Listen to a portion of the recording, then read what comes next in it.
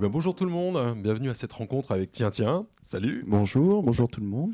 Alors Tiens Tiens, on va parler de tes deux livres, donc Coco n'aime pas le capitalisme et le tout nouveau Situation que tu as fait avec Maxime Morin, si je ne me trompe c'est pas. ça, ouais. Voilà, alors, je sais pas, un échange d'idées, tu nous raconteras comment vous avez fonctionné. Et puis j'imagine que vous le connaissez peut-être, sans doute, d'Instagram aussi, parce que ça a été ta rampe de lancement. Et tu collabores aussi à la revue Socialterre. Ouais, Donc ouais, voilà, ouais. toi tu es auteur d'humour engagé, on va dire. Ouais, carrément. C'est ça. C'est ça. Alors on va commencer quand même par désamorcer peut-être ce qui est devenu, ce qui est parti comme un gag, cette biographie. Tu disais finalement que tu voulais faire du marketing digital et que tes parents t'ont redirigé plutôt vers le dessin.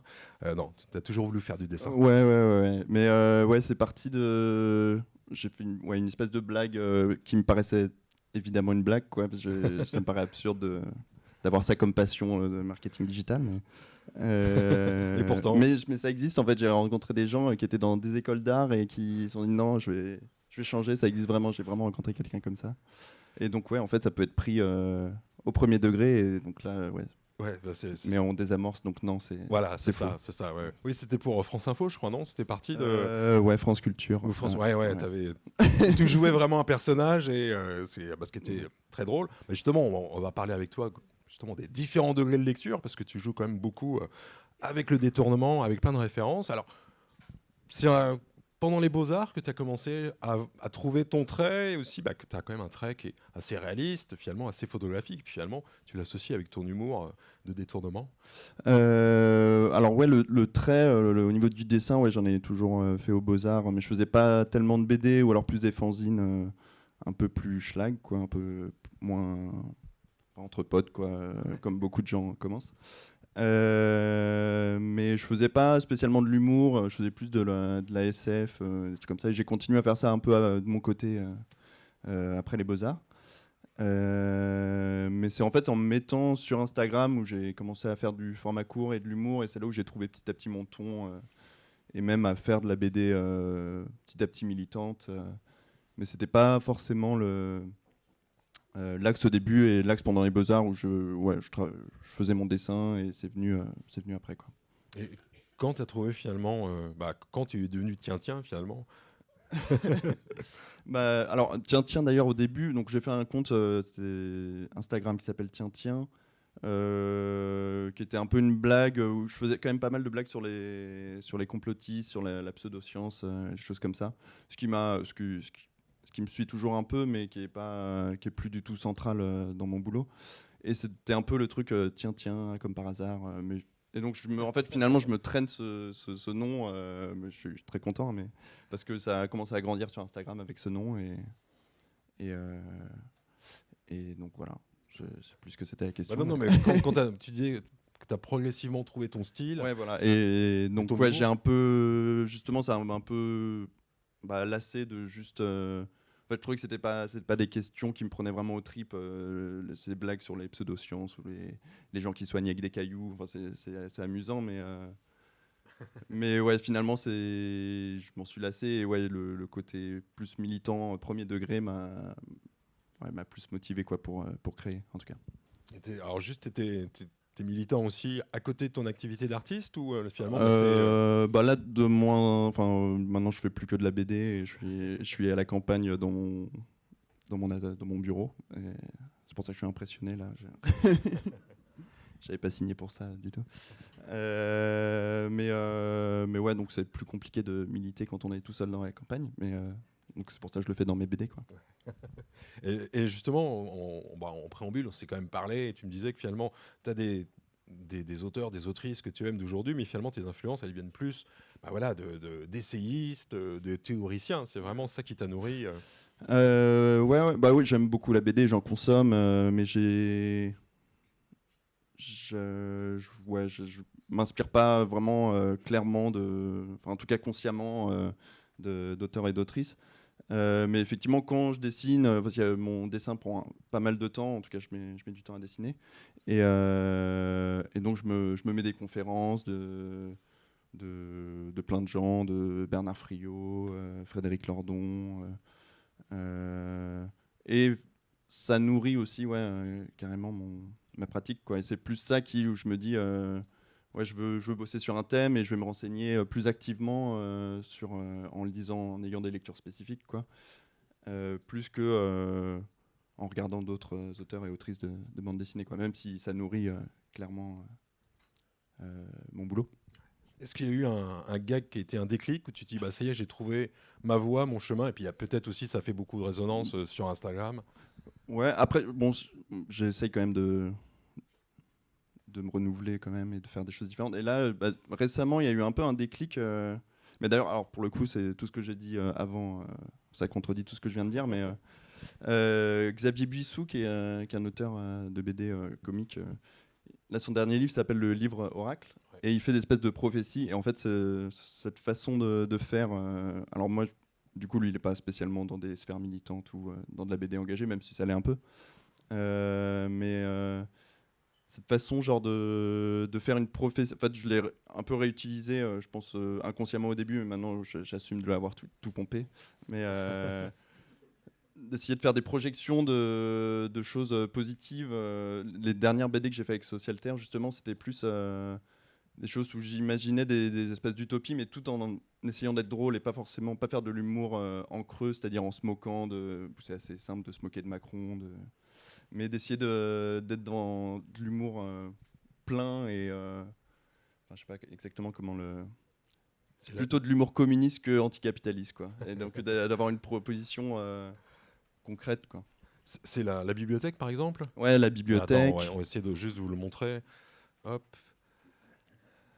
Ah, j'ai pris quand même plein de choses. Ah, là, mais même ça, bon, alors bon, ça reste absurde, hein, mais c'est un monde où la corrida, on fait passer la corrida aux milliardaires. À partir du moment où on passe le cap du milliard, on rentre dans l'arène face au torero. Et ça doit être juste après. Et bon, alors. Voilà, parce que c'est ça, là. Alors ouais, ça c'est Ikea, et c'est aussi un peu le même principe, où c'est paraissait absurde, mais c'est une commode qui est mise en travers du chemin du circuit très bien pensé d'Ikea. Et ça crée un flux fermé, donc les gens circulent et n'arrivent plus à sortir du magasin, et en fait ils finissent par créer leur société, et qui est une société utopiste et communiste. Voilà. Et ça, c'est le plan secret des bibliothécaires depuis la guerre froide. En fait, les premières bibliothèques avaient pour but de subvertir la propriété privée. Et donc petit à petit, ça devient des médiathèques, puis des tutothèques. Donc ça, c'est là où on passe dans de l'autre côté. Et ils rachètent la SNCF, ils rachètent l'immobilier, donc tout finit par se prêter, et plus rien ne s'achète. Voilà. Ouais, tu revendiques cet humour communiste, en fait, d'avoir cette étiquette. Ouais, de plus en plus. Et en fait, ouais, le communiste charrie tout un tas de trucs assez horribles, et qui est assez injustement associé au communisme, au marxisme théorique, quoi. Et c'est un peu, justement, je parlais de Friot et Lordon, qui, eux, c'est un peu leur combat du moment d'assumer clairement un communisme et d'en faire une force militante, quoi. Ce truc plein plutôt qu'en creux du capitaliste. Et je pense que ça répond aussi à quelque chose qui fait que, en fait, depuis 40 ans, on fait que se battre contre des droits qu'on est en train de perdre. Et du coup, on n'est pas dans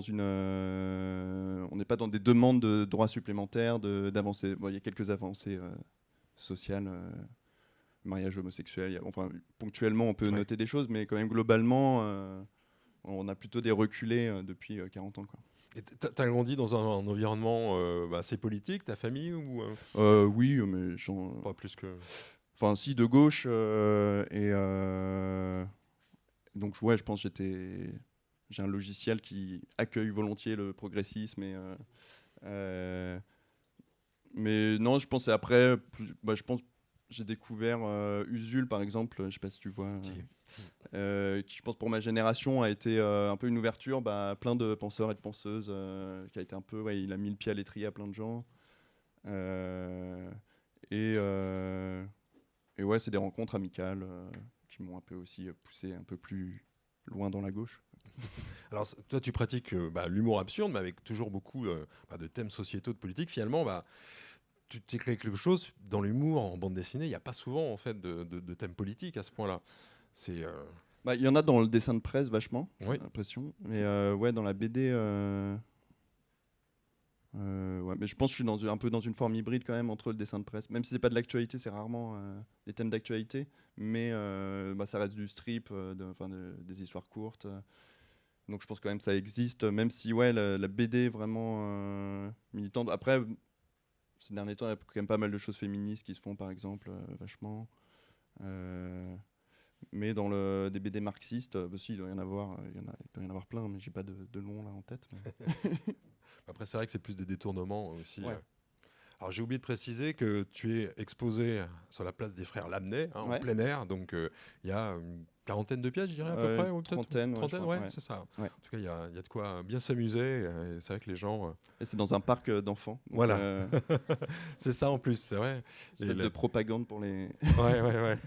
Bon, ceux qu'on a vus tout à l'heure étaient un peu jeunes quand même. Ils étaient plus accaparés par les. C'est là que ça marche. C'est ça, voilà.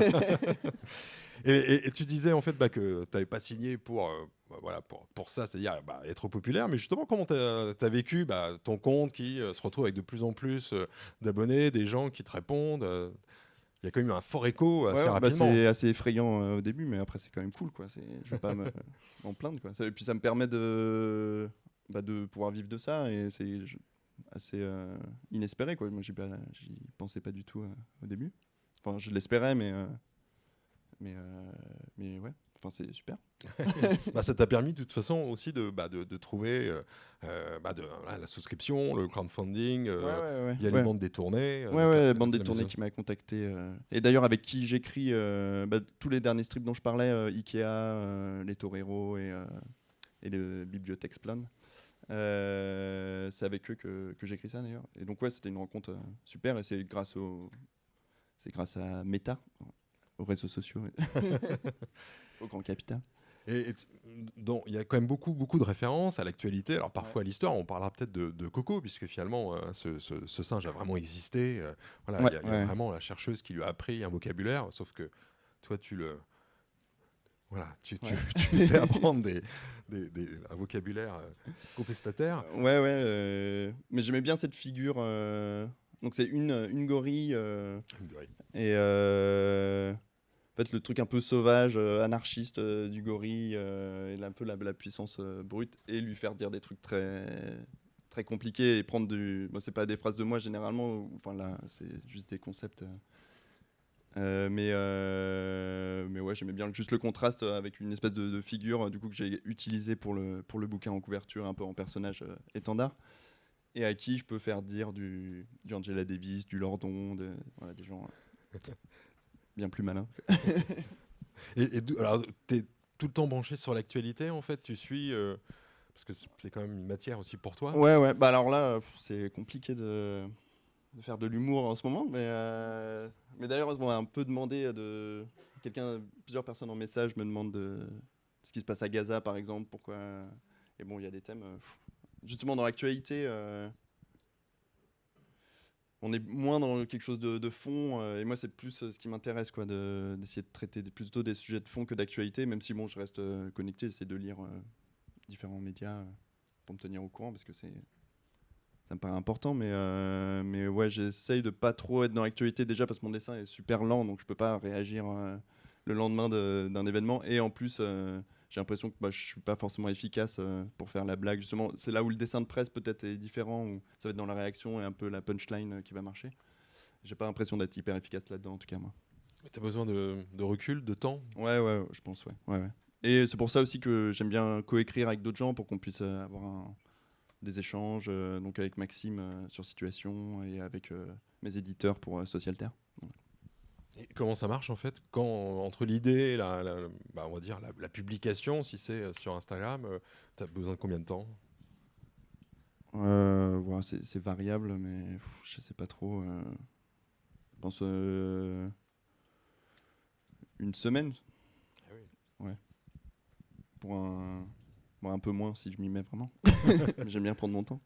Et est-ce que tu as un dispositif pour faire arriver les idées, ou c'est vraiment ça te prend un peu par surprise, ou tu as des lectures qui t'aiguillonnent j'ai une note j'ai l'impression comme tous les auteurs, autrices, une note sur leur portable ou une note les idées petit à petit pour avoir un peu un stock. Et de temps en temps, je vais puiser dedans. Et comme je travaille avec d'autres auteurs, eux aussi, ils ont un peu des choses qu'ils veulent traiter. Et en fait, il n'y a jamais vraiment de page blanche, quoi. Enfin, c'est aussi ça qui est chouette de bosser à plusieurs, c'est que tu as forcément toujours un peu des ping-pong d'idées et voilà, ça déroule. C'est manifeste que tu utilises l'humour pour faire passer un message, mais justement, tu essayes aussi de toucher des personnes qui ne sont pas du tout de ton avis, de ton bord. Est-ce que c'est possible? Ouais, je sais pas. C'est pas, hein, Ouais, je sais pas. Il y avait le dernier Social Terre, justement, qui est. Enfin, le dernier hors-série, c'est Bégodeau, le rédac chef. Et c'est tout son édito, c'est de dire, c'est d'imaginer quelqu'un qui tombe sur Social Terre.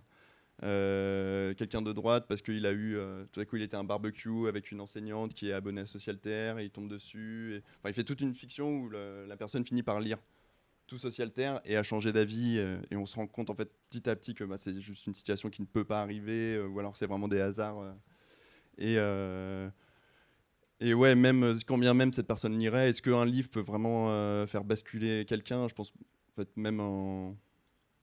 je pense que c'est en soi une idée de droite de se dire que c'est les idées qui existent dans l'air et une lecture peut te faire changer d'avis parce que l'idée existe et si on est un peu matérialiste, ça va être plein d'autres facteurs. Moi, c'est parce que je suis né, par exemple, dans une famille de gauche que je suis de gauche. Après, bon, c'est un peu bête parce que du coup, je me dis pourquoi je fais ça, mais enfin, il y a une personne d'ailleurs qui m'a envoyé un message qui m'a dit, wow, ça m'a fait voir le monde autrement, mais je pense que c'est peut-être une fausse personne qui est là pour motiver les auteurs et autrices et qui envoie des messages comme ça pour dire vas-y, continue. Mais ouais, bon, ça peut-être radicaliser des gens ou faire changer sur des petits critères, mais ça va pas, voilà, ça suffit pas à changer le monde. Et pour toi, c'est un exutoire en fait, cet humour? Bah ouais, peut-être, je sais pas, je l'ai pas Ouais, mais conceptualisé comme ça. Mais... Comme tu disais que tu militais pas, on va dire, dans des assos ou des ONG, n'importe, que là, finalement, c'est ta manière de prendre la parole. Ouais, je pense, oui, ouais, carrément. Il y a certainement un côté exutoire là-dedans. Ouais. Ouais. Et c'est vrai que là on voit par exemple, tu utilises Harry Potter, enfin il y a toutes ces références. Ça t'est venu direct, c'était finalement naturel pour toi de... Ouais, bah déjà moi j'aime bien bosser avec des photos, des images de films, des trucs comme ça parce que voilà, c'est comme ça que j'aime dessiner. Et c'est là où il y a, en tout cas, mes éditeurs ils se revendiquent clairement des héritiers des situationnistes et donc dans le détournement et d'utiliser un peu la force de l'ennemi Hollywood pour retourner contre eux, quoi. Bon, moi je l'ai pas conceptualisé comme ça du tout, ça s'est fait un peu intuitivement et tout ça, et même je suis avec Maxime on a justement réfléchi à ça dans Situation. Justement à ce geste même, est-ce qu'on se fait pas juste battre par ces images-là, par Harry Potter, même si on les détourne, finalement, est-ce que c'est vraiment efficace, quoi? Quelles sont les limites de ce geste situationniste, tu vois?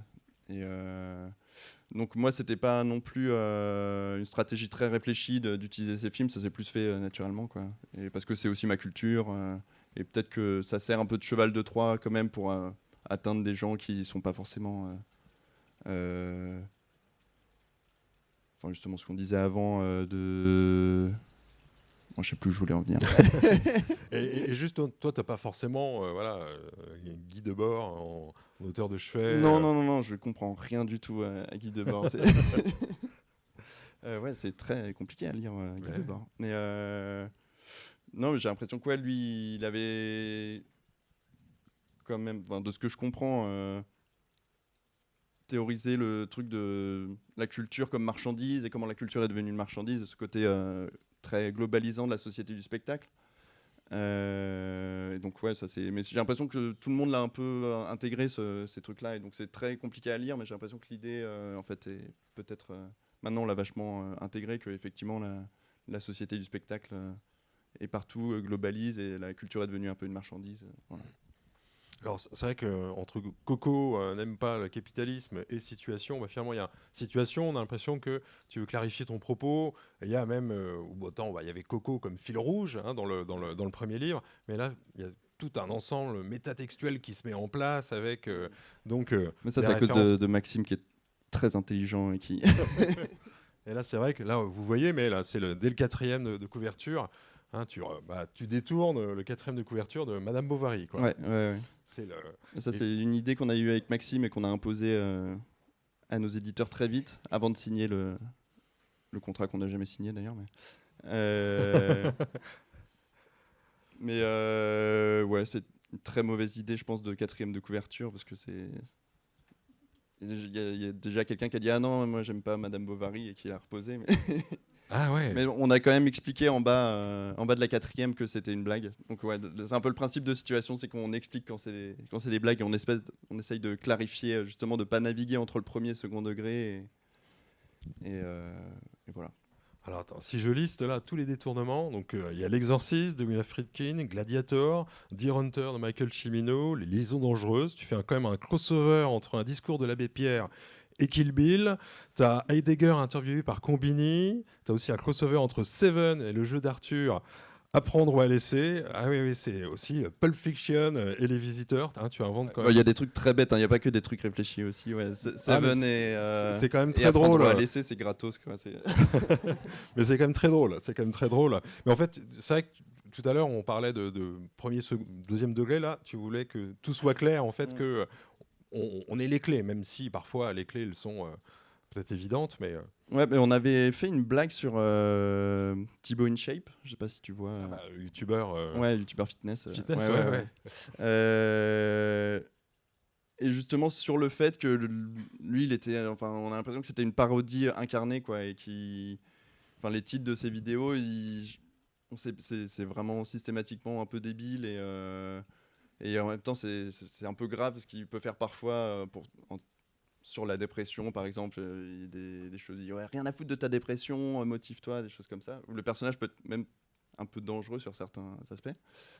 Et donc on s'est moqué de lui, on l'a publié sur les réseaux et il a mis un super commentaire et on s'est dit ouais, il nous a battus, quoi, parce qu'en fait ouais, il a pris il a de l'autodérision et en fait on peut plus l'attaquer à partir du moment où il est dans l'autodérision, quoi. Et c'est un peu le sujet du bouquin, quoi. C'est justement cette zone floue entre premier et second degré où il devient inattaquable, quoi. Ça devient une figure c'est la limite de ce geste de détournement où on se moque et on veut casser une image et en fait la parodie, finalement, ça les rend intouchables, quoi.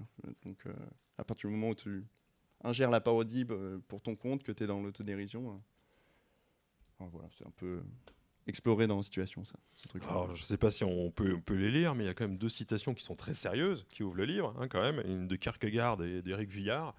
Alors la première, c'est quand même le feu prit un jour dans les coulisses d'un théâtre, le bouffon va en avertir le public, on crut un mot plaisant et on l'applaudit. Il répéta, les applaudissements redoublèrent. C'est ainsi, je pense, que le monde périra. Dans l'allégresse générale des gens spirituels, persuadés qu'il s'agit d'une plaisanterie. Alors ça, c'est Maxime qui a choisi celle-là. Ah ouais. Et ben, la deuxième, c'est toi ? Ouais, la deuxième, c'est moi. Tiens, je sais pas si tu Ah veux non, là. je veux pas lire. Ouais, bah, très bien. Bon, bah, je mets. Enfin, par une idée, donc c'est Éric Vuillard, Ouais. 14 juillet, enfin, par une idée saugrenue et sublime, les foules allèrent jusqu'à forcer les portes des théâtres, elles pénétrèrent les magasins d'accessoires et firent de leurs répliques de scène de véritables armes. Les fausses épées devinrent de vrais bâtons, la réalité dépouilla la fiction, tout devint vrai. Ouais, c'est stylé, quoi. Ah, c'est stylé, hein, c'est clair. Ça, oui, c'est... Ouais, non, je pense que la première citation, c'est Maxime qui l'a choisie et lui, il a un peu un truc un peu déprimé dans son boulot où c'est très drôle et il y a un truc un peu presque qui rend triste aussi dans son travail. Et donc il y a ce truc un peu, c'est comme ça que le monde périra dans l'allégresse générale. Je pense que ça correspond bien en tout cas à Maxime. Et moi, c'est un texte d'Éric Vuillard qui parle de la prise de la Bastille du 14 juillet.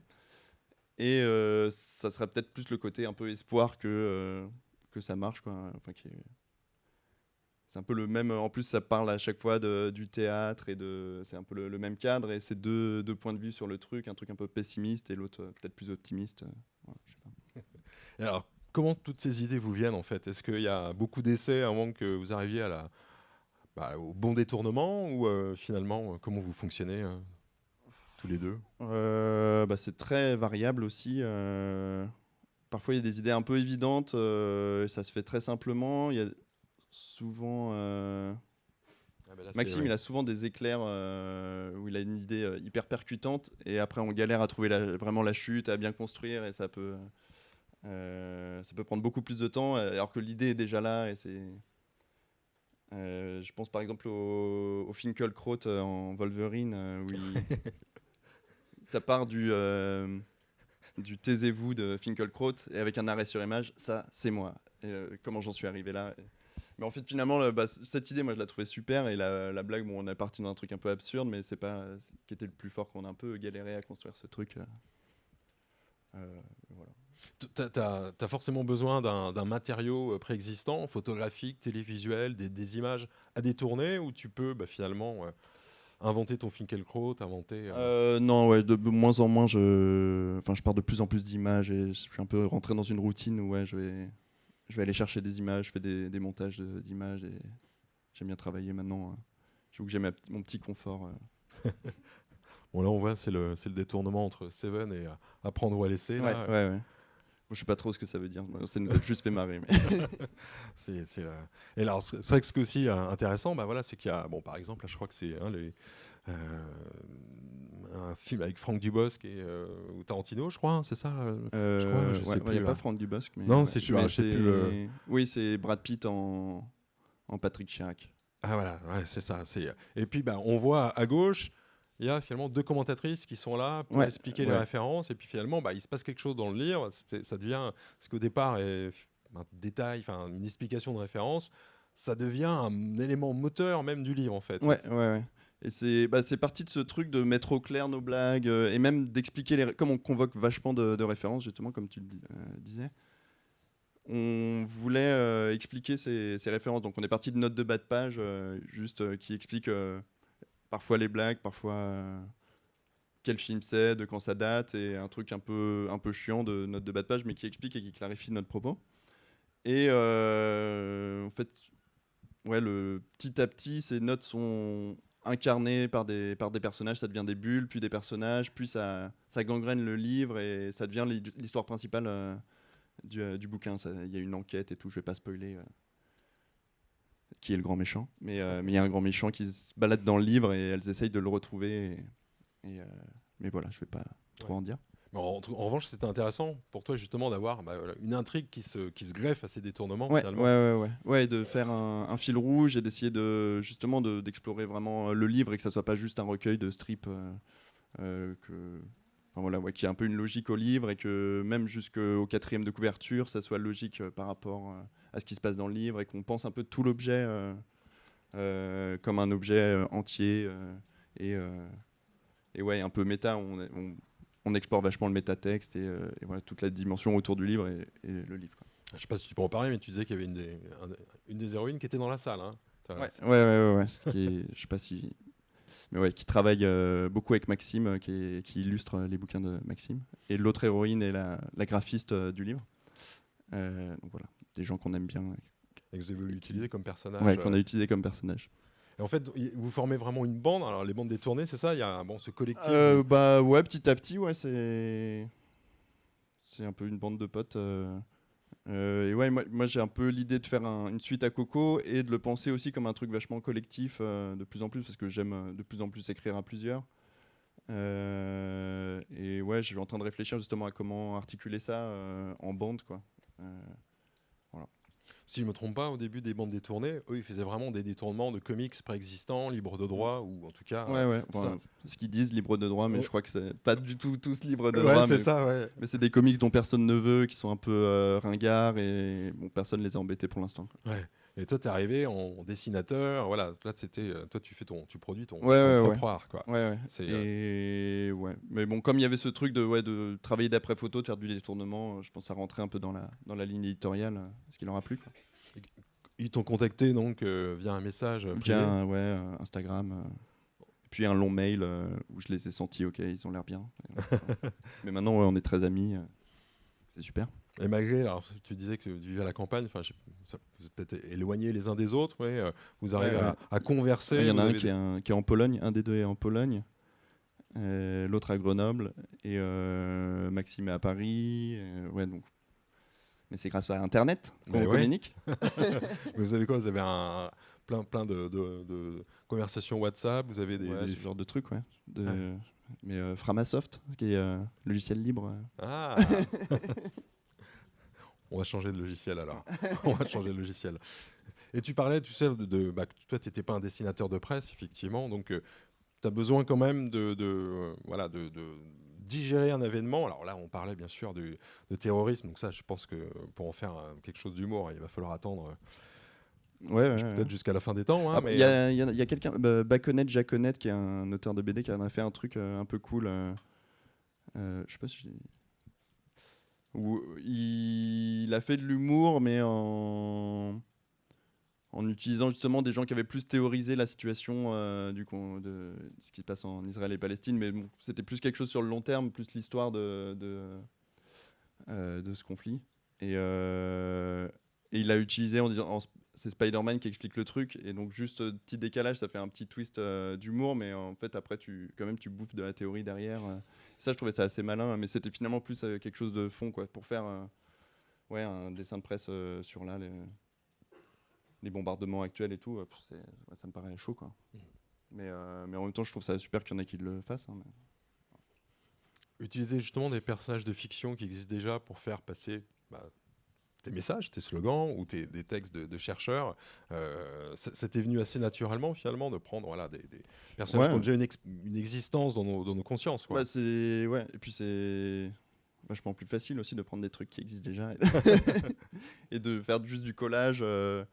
Je prends un personnage, une idée d'un personnage, du coup je prends carrément une photo pour la redessiner et j'y colle un texte en retravaillant 2-3 trucs. Mais ouais, le truc du collage, il y a quelque chose d'efficace, d'assez facile, qui peut quand même aller assez vite et mettre des propos vachement plus malins que j'aurais pu faire, quoi.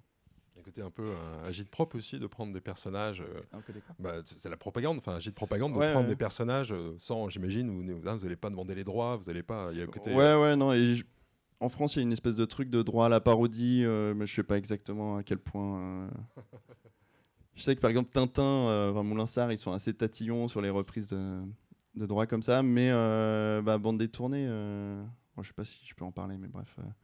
Mais il s'était renseigné en tout cas de ce qu'il pouvait faire ou pas, et si tu affiches clairement un truc parodique, si tu retravailles, tu redessines un peu, normalement ça va. Si même Tintin va pas te faire chier.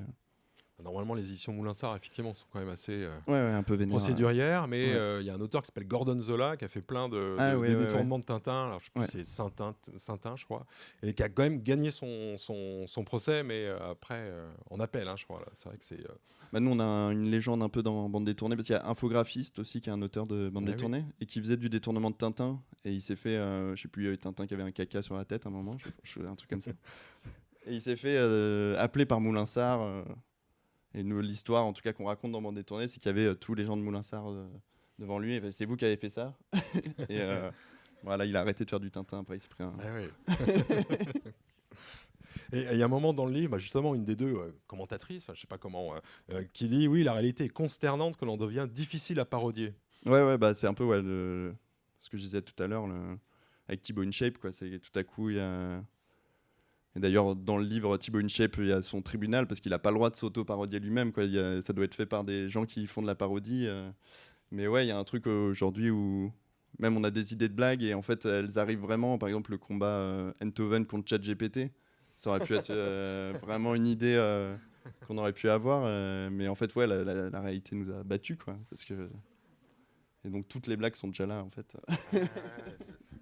Ça veut dire qu'il y a un gros travail de sélection dans les idées ?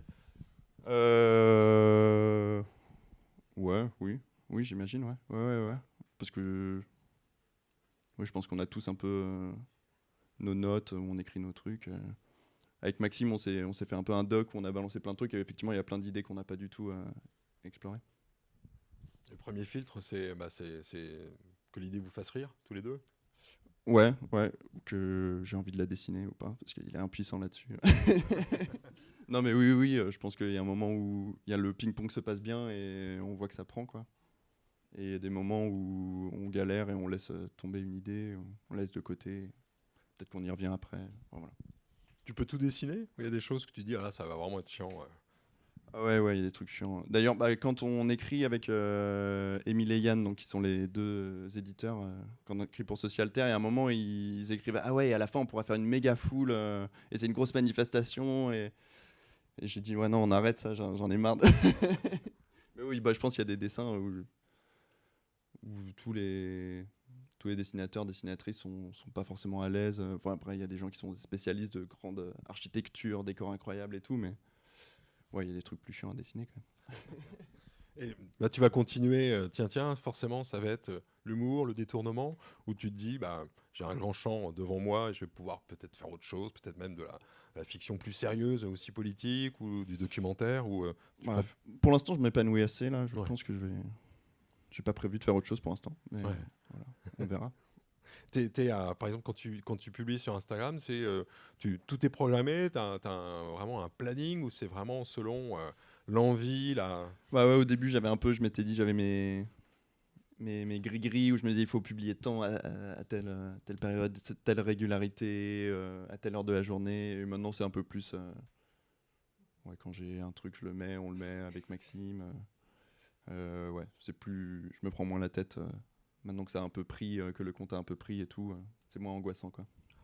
les chercheurs ou les travaux que tu cites, ils sont listés à un moment dans le livre ou tu préfères qu'on le découvre Non, ils sont pas listés à la fin, mais ils sont grosso modo tous.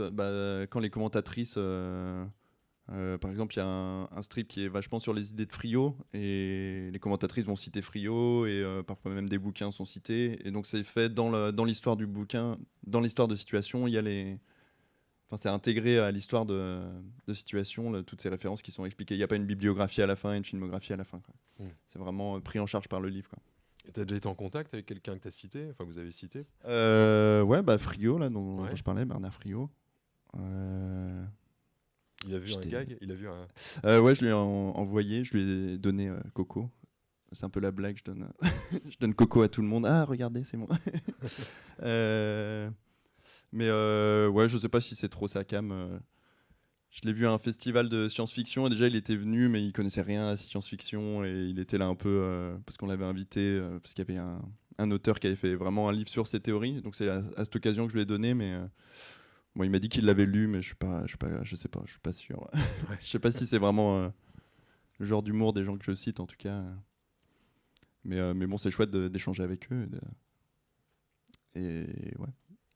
Tu parlais au départ, tu disais qu'à un moment tu t'étais intéressé à la science-fiction, ça reste un projet, enfin un sujet. Non, pas pour l'instant. Ouais, c'était un peu un calvaire en fait. Mais j'aime bien en consommer, mais ouais, non. Remarque là, tous les prochains strips là qu'on fait, justement ces espèces d'utopies qui sont un peu tout le temps des prospections, c'est de la science-fiction, mais c'est pas du gros. On met pas en place un univers hyper complexe, enfin voilà, tout ce genre de choses que moi j'associe en tout cas à la science-fiction. C'est un peu un truc que je veux plus trop faire pour l'instant. T'as été approché par d'autres maisons d'édition depuis, j'imagine? Ouais, ouais, un petit peu. Pas tant que ça. Mais pas tant que ça, ouais, c'est surprenant. Ouais, je sais pas.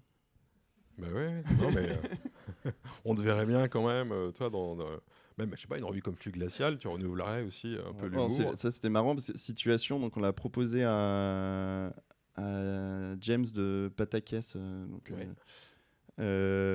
qui était chaud, lui, et Guy Delcourt a dit non, et ils l'ont envoyé à Flux Glacial, on n'avait pas du tout demandé, mais on s'est fait refuser de Flux Glacial aussi. Donc non, Flux Glacial a refusé. Ah ouais. Mais bon, on est hyper content de finalement le faire avec Bande Détournée. Donc. Oui, bien sûr. Ouais, mais ça aurait pas été idiot que vous receviez plein de propositions. Ouais, mais finalement mais que vous restiez fidèle, hein, bien sûr. Tu parlais tout à l'heure de cet esprit de clan. Finalement, vous partagez aussi même la même vision du monde. Ouais. J'ai l'impression, je crois.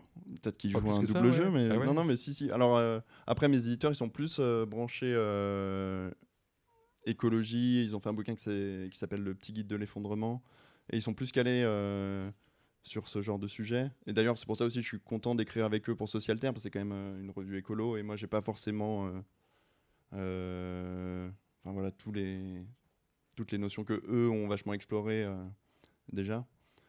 Et mais ouais, donc on a un peu nos spécialités.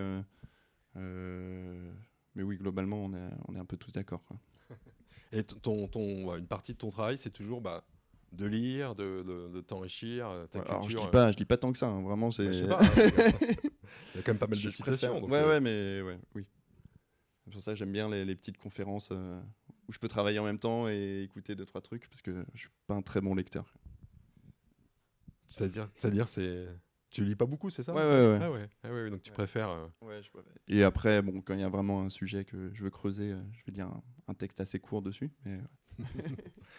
Est-ce qu'il y a un gag où tu es allé jusqu'au bout et finalement tu dis non, finalement on va pas le partager parce qu'il y a quelque chose qui va pas, qui finalement, une fois qu'il a été concrétisé, dérangeait ou Bon, c'est pas que ça. Ouais, je me dis, ah ouais, non, ça c'est hyper maladroit, on peut pas faire ça comme ça. Et on s'en rend compte à la fin, une fois que c'est fait et qu'on a passé des heures dessus.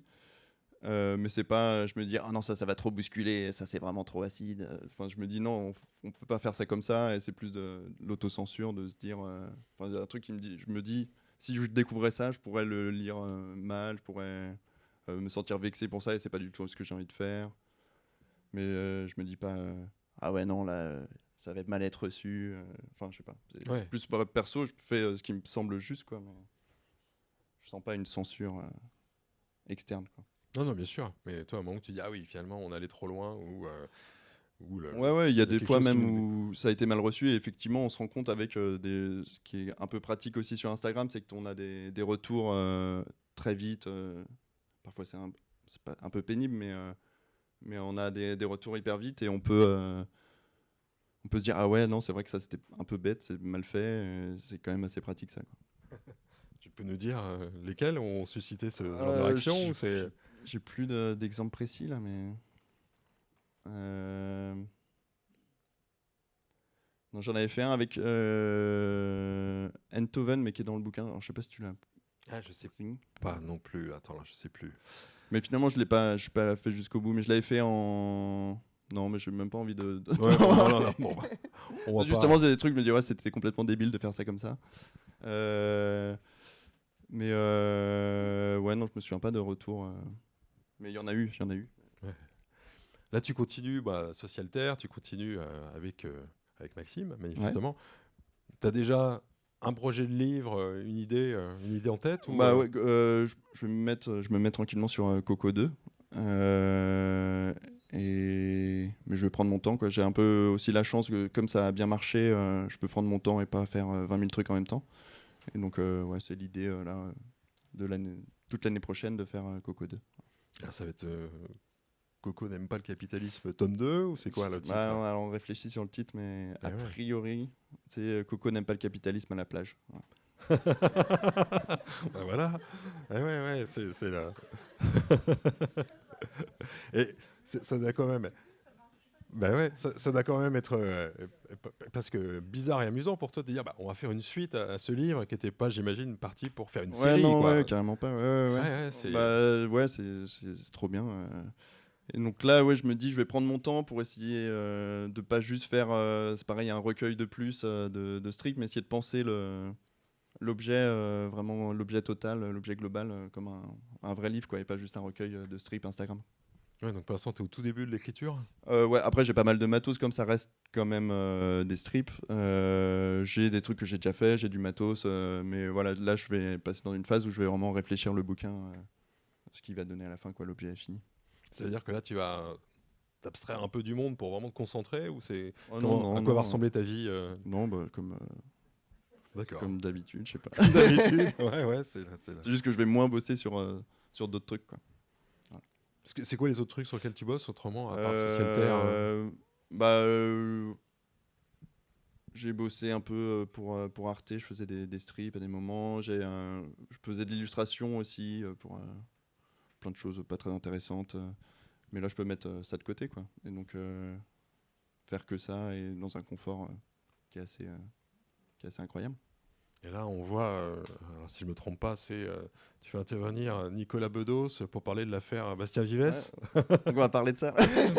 Non, mais c'est par exemple, c'est le genre de poste qui a pu susciter, j'imagine, ouais, là, la réaction. c'est un peu. Oui, mais alors là, En fait, les réactions, quand c'est des réacs qui font des réactions, bah, c'est bien, quoi. Enfin, on sait c'est des ennemis de lutte, et donc oui, c'est pas... Moi, je suis très content que s'il y a des gens qui sont pas d'accord avec moi, ok, bah, ça a marqué, donc c'est bien.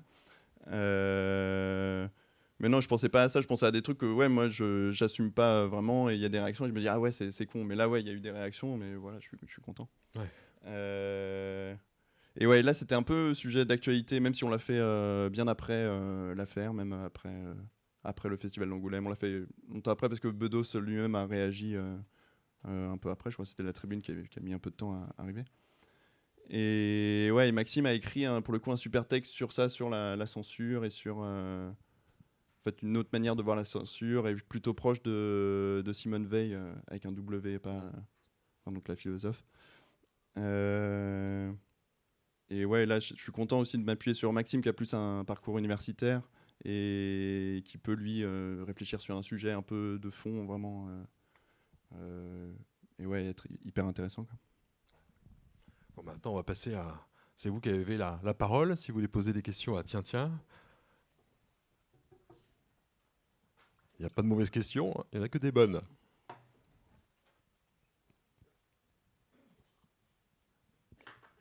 Petite question. Bon, on rappellera quand même en tout cas que Situation vient juste de sortir la semaine dernière. Ouais. Et que toi, tu dédicaces sur le stand de la Ouais, bah librairie. là, tout à l'heure, une fois qu'on a fini, là, je vais au stand de la droguerie, donc avec les stands. Et Bon, bah voilà, avec une question. Merci. Bonjour. Bonjour. Ça fonctionne. Ça fonctionne. Bonjour et merci du coup pour la rencontre, c'est super intéressant.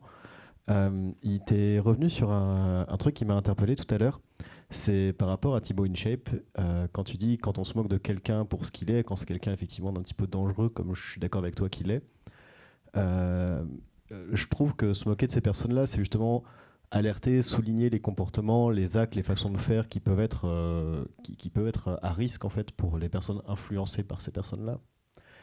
Et quand elles acceptent en fait cette dérision que tu leur imposes et qu'elles la prennent, qu'elle devienne une autodérision pour elles, effectivement, quelque part, on a un peu perdu le truc et elles y ont gagné quelque chose.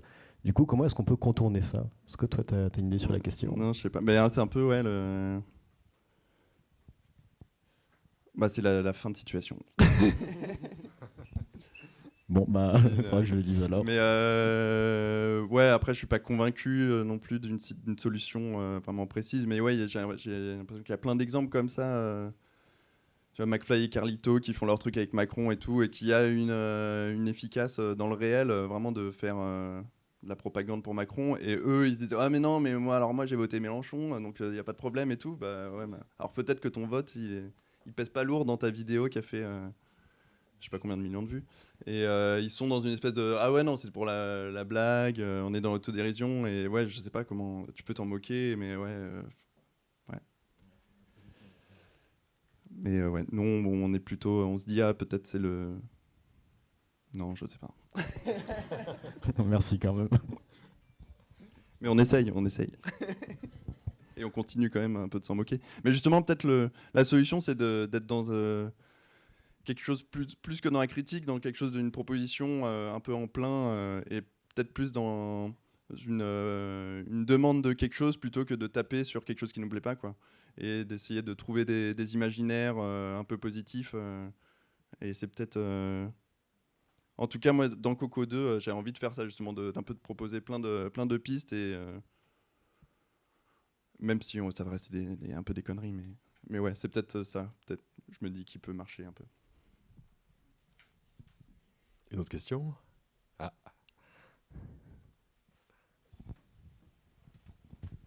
Bonjour, moi j'ai une question qui est très premier degré et très terre à terre. Tu as dit tout à l'heure que tu travaillais lentement, mais est-ce que tu travailles au tradi, donc crayon de papier, couleur et compagnie, ou est-ce que c'est du numérique? C'est une vraie curiosité de collègues. C'est crayon de couleur. Ouais. À l'ancienne, quoi, comme à Valenciennes. Ouais. Mais parce que, en plus, j'ai l'impression que j'ai essayé de faire au numérique et tout, mais je prends encore plus de temps, quoi. T'as besoin justement quand même, voilà, que ça reste concret finalement. Ouais, Le plaisir du dessiner sur. Ouais, je prends plus de plaisir comme ça, mais après, je suis complètement ouvert à. Enfin, je pense pas que ça ait une importance capitale que ça soit sur du papier. Je pense que c'est juste moi ce qui me convient.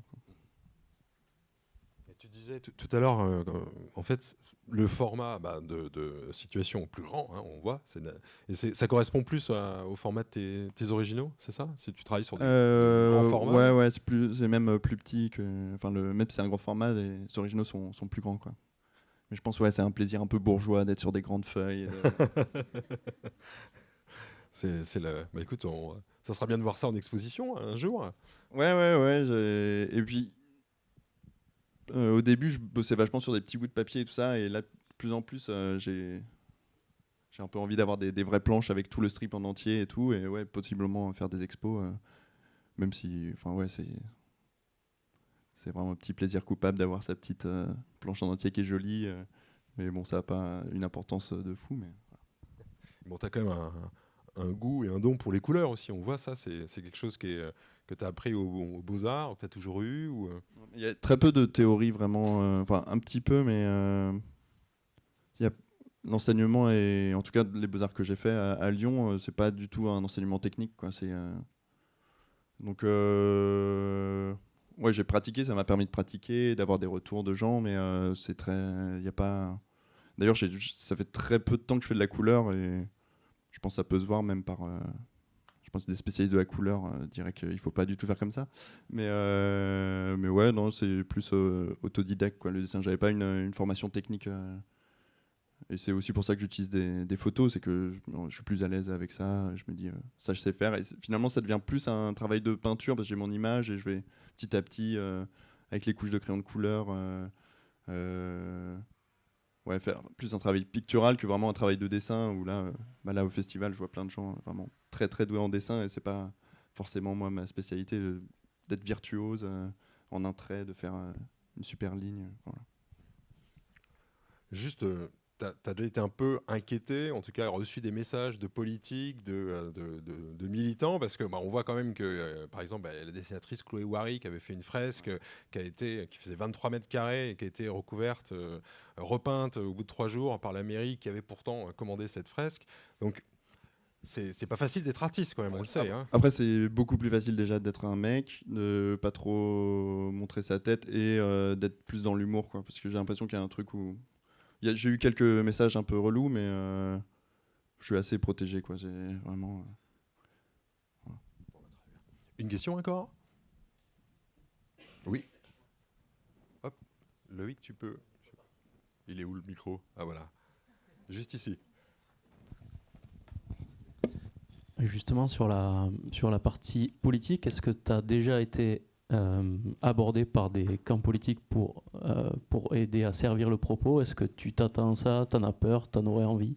Ouais, moi, il n'y a pas longtemps, on m'a proposé de faire un truc. Je sais plus son nom, un mec ELV, mais qui est assez cool, quoi. C'est un peu le bord, c'est un peu, on l'appelle le maire des migrants, ou je sais plus comment on l'appelle la droite, mais il est... C'était quelqu'un c'est Damien Carême, je crois. C'est ça. J'avais peur de déclencher.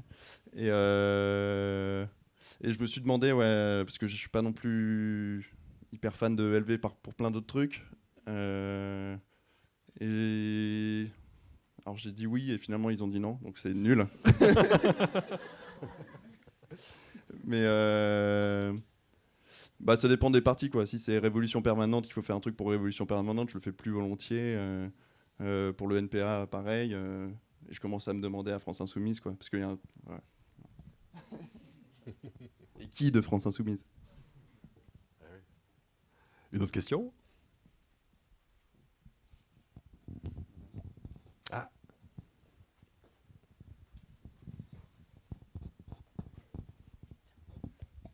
Merci pour la conférence, la présentation, c'était très intéressant.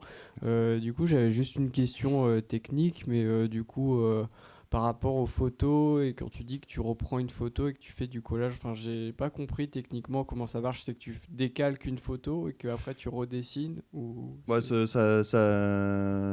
Ça peut varier. Je peux décalquer, je peux juste redessiner d'après photo.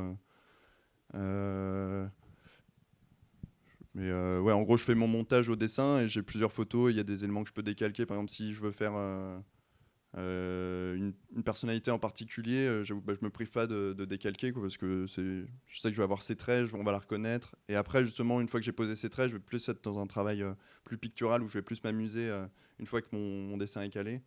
Je vais m'amuser avec la couleur. Et là, il y a un travail, moi, qui m'éclate plus une fois que tous les traits sont posés, quoi. Mais ouais, ça peut passer par le décalcage ou non, enfin, ça peut varier, quoi. Une dernière question.